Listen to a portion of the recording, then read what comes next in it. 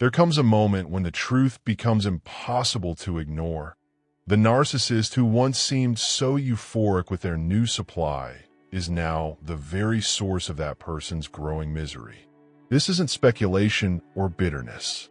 It's an inevitable consequence of how narcissists function, a truth woven into the very structure of their disorder. A narcissist does not possess a stable inner world. At the core of their being is a hollow space where an authentic identity should be. They survive by constructing a false self, a mask built to extract validation, admiration, and control. And because they don't have a grounded sense of self, they cannot tolerate anyone else having one either. Your confidence, your self-awareness, your inner stability, these were never qualities they admired. They were threats, mirrors reflecting their emptiness. This is why every new supply eventually undergoes the same pattern of psychological erosion you once experienced. The moment the love-bombing phase begins to fade, and it always fades, the narcissist starts dismantling the new supply's identity piece by piece. Their appearance, expression, friendships, hobbies, dreams, opinions, everything becomes subject to control. It's never love, it's ownership, and ownership requires domination. What the new supply rarely understands at first is how deeply familiar this misery will become. Because behind the scenes, the narcissist is already exhausted. Love bombing drains them. Faking empathy drains them. Mirroring someone's desires drains them. And when that mask slips, as it always does, they scramble for comfort in what is familiar.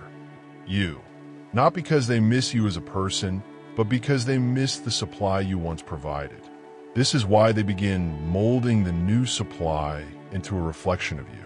They mimic your mannerisms, your style, your preferences, even your scent. It is an eerie attempt to resurrect what they lost. The contradiction is staggering.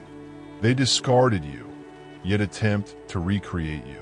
They devalued you, yet try to rebuild someone else in your image. It is not love, it is pathology. And while they shape the new supply into a ghost of you, they often attempt to pull you back simultaneously. Hoovering isn't affection, it's strategy. Can we be friends? Is not a peace offering. It's an attempt to keep you accessible as backup fuel. But the new supply is not thriving. They are not winning.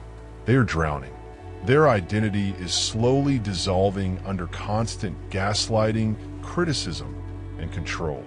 They begin to doubt their memory, their instincts, their worth.